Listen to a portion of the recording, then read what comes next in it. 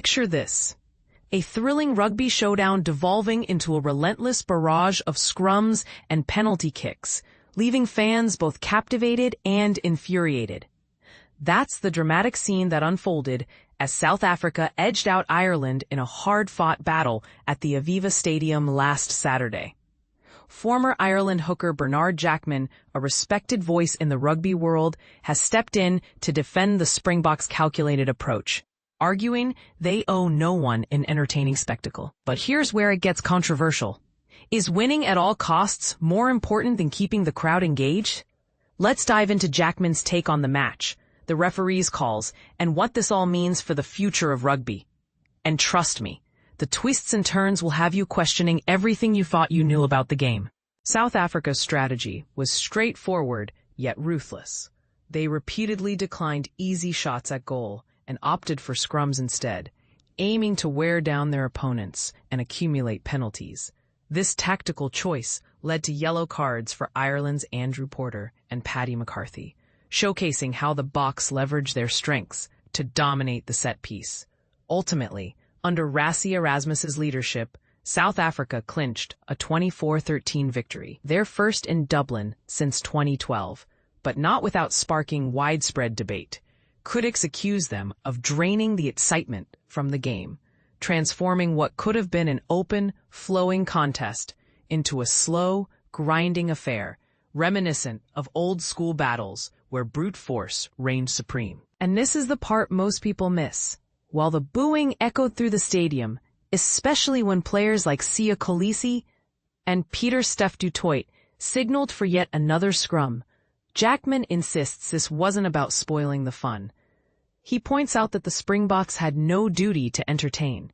Their priority was victory, and choosing scrums over penalties or kicks to touch was a smart, data-driven decision that capitalized on their superiority in the front row. For beginners wondering what a scrum is, think of it as a controlled pileup where 8 players from each team bind together, pushing against one another to gain possession of the ball. It's a cornerstone of rugby, but when overused, it can halt the game's momentum, turning spectators into frustrated observers. Jackman even highlights a clever halftime substitution by Erasmus, swapping both props, those massive forwards who anchor the scrum, which not only secured a try, but earned another Irish yellow card. You can only pull off moves like that if you're physically stronger, Jackman notes, underscoring how South Africa's muscle gave them the edge. Now, let's talk about the referee's role in this scrum-dominated drama.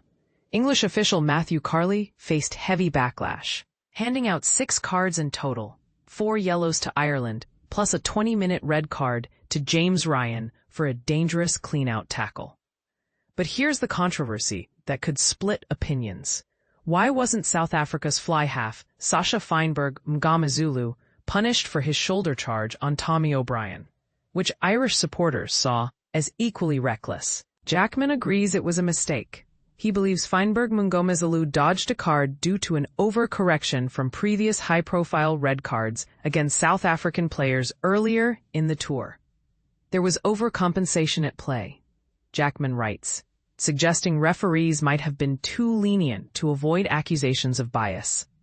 On the flip side, he praises Carley's handling of Ryan's red card, calling it justified because the tackle was reckless and lacked proper technique. For those new to the game, a clean-out is when players remove opponents from a ruck, another group formation after a tackle, to free the ball. Despite the sarcastic jabs from fellow pundit Stephen Ferris, who jokingly named Carley man of the match, Jackman defends the referee overall. He got the big decisions right, Jackman says, absolving Carley of blame for the game's stop-start rhythm. The real culprit? South Africa's utter dominance at the scrum, which forced constant resets and halted play. This raises a bigger question. Should rugby officials intervene more to prevent teams from exploiting legal tactics that make matches less spectator-friendly? It's a debate that's been simmering for years, with examples like the 2019 Rugby World Cup final, where dominant scrums similarly bogged down the action. Jackman doesn't hold back on praising the Boks' tactical acumen, even as he acknowledges the fallout, Every choice they made was tactically sound, he argues, emphasizing that rugby is a results-oriented sport where strategies must adapt to strengths. For Ireland, though, the loss wasn't a total setback. Jackman sees positives. The team, now sporting a 2-2 record from their November internationals, has emerged stronger, with players proving their resilience against top-tier opposition. They're better than before the All Blacks clash, he notes, highlighting the spirit, pride, and character that'll serve them well in the Six Nations and beyond, including the 2027 World Cup. This kind of growth after defeat is a classic rugby story. Think of how underdog teams often bounce back fiercer, using setbacks as fuel. But here's where we uncover a deeper controversy.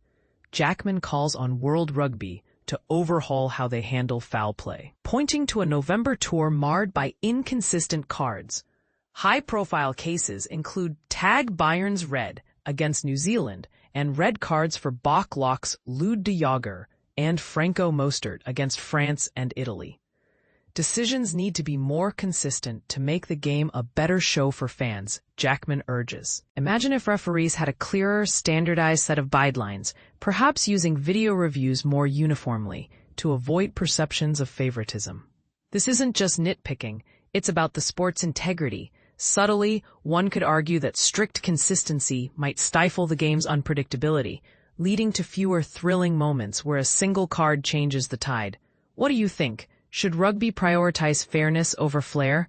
As Ireland's players head back to their provincial teams, Jackman spots silver linings.